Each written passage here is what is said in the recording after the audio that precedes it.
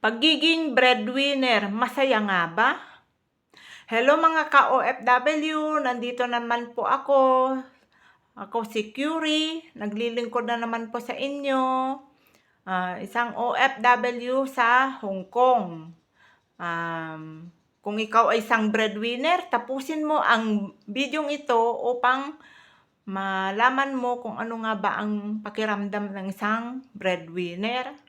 At malaman ko rin kung ano ang mga pinagdadaanan ng isang breadwinner na kagaya natin mga ka-OFW.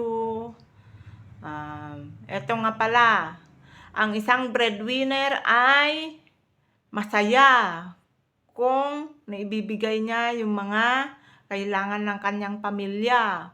Capable po tayo mga ka-OFW bilang isang breadwinner.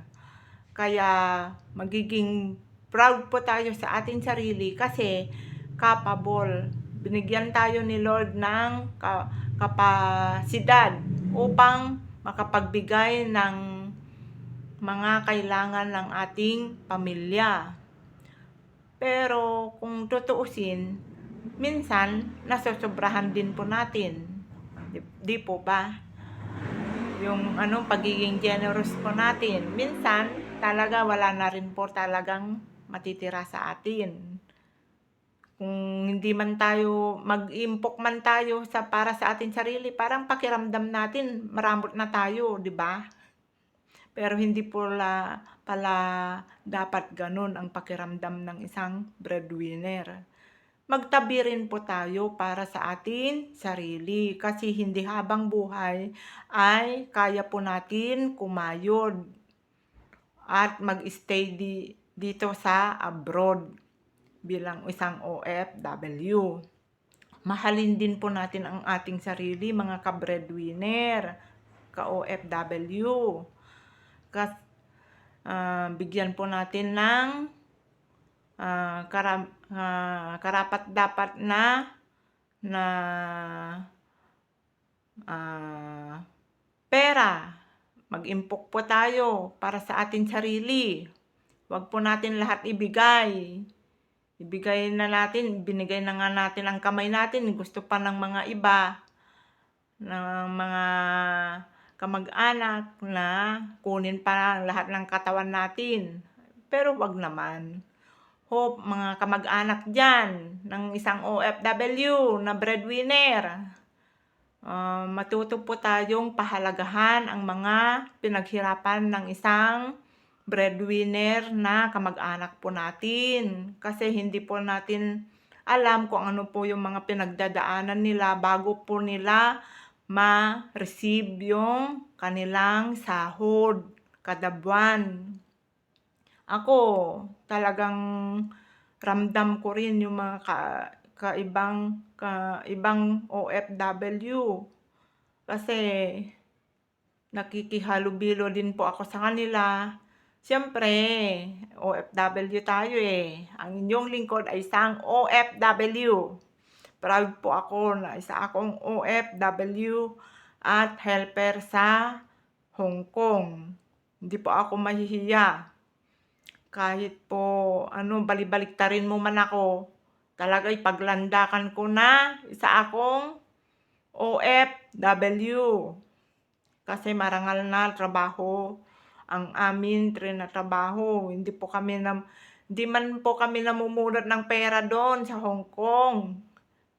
Kung may makikita man kayong mga magagandang picture namin, yun ay talagang way ng pag-stress reliever po namin. Para naman, siyempre maiparamdam namin sa amin sarili na importante kami. Ito pa ang pakiramdam ng isang breadwinner. Nauubos din po kami na yung baga mapapagod din po kami bilang isang breadwinner. Kaya wag po natin parang i-take for granted yung mga naibibigay ng isang breadwinner. Wag po natin parang madali lang ba na provide parang namulot lang ba. Hindi po gano'n. Bawat sentimo na pinapadala po namin na bilang breadwinner ay mahalaga po. Pinagpawisan po namin 'yan, puyat, hirap din ng loob kasi malayo sa pamilya. Tapos emotionally, physically, lahat po pinagdaanan po namin. Yan, kaya huwag natin i-take for granted. Magpasalamat po tayo sa mga breadwinner sa pamilya, hindi lang po OFW.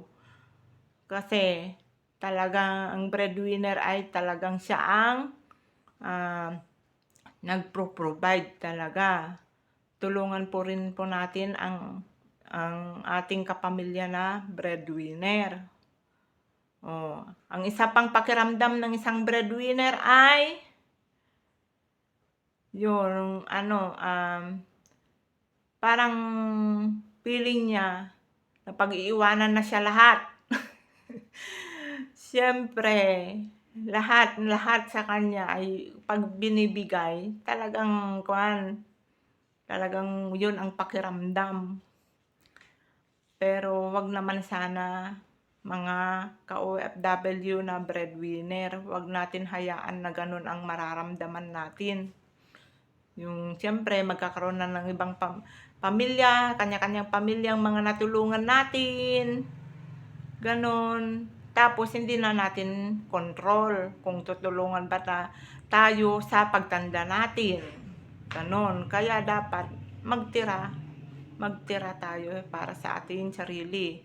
Masabihan man tayong maramot, pero dalhin lang natin ng magaan yung mga sinasabi nila.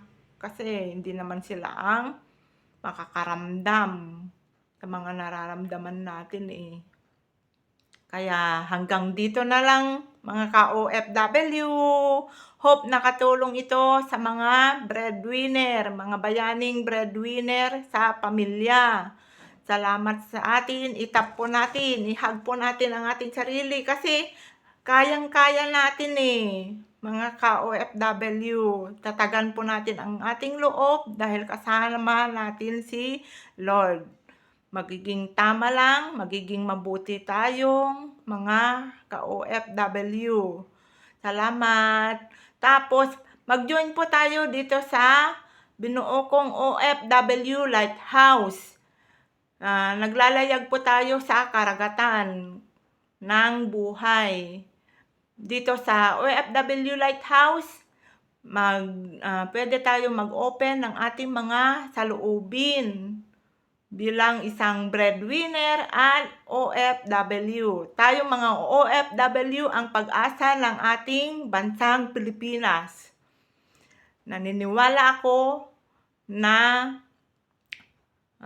tayo ay mag-aahon sa ating bansa, mga ka-OFW. Kaya tulungan niyo po ako, magiging matatag po tayo at magiging successful sa ating paglalayag bilang OFW. Salamat! Mag-join na po tayo sa OFW Lighthouse.